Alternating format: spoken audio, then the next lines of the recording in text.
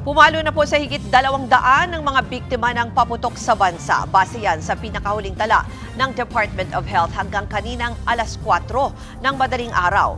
Ayon sa DOH, 235 na ang kaso ng firework-related injuries mula December 21 hanggang ngayong unang araw ng 2026. 62 rito ay karagdagang kaso na naitala ngayong araw lamang sa 62 ospital nationwide. Pinakamarami pong naputukan ng mga bata. 161 o 69% ng mga biktima ay edad 19 anyos pababa. Pinakamarami naman ang nasaktan dahil sa paputok na boga, 5-star, at sa mga hindi pa matukoy na uri ng paputok.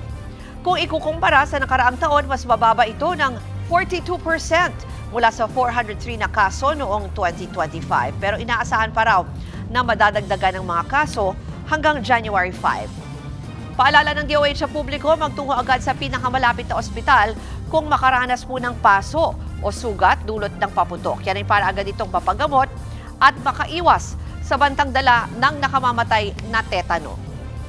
Mga kapatid, Ruth Cabal po para sa mabilis na pasada ng mga balitang dapat niyong malaman, mag-follow at mag-subscribe sa social media pages ng News 5.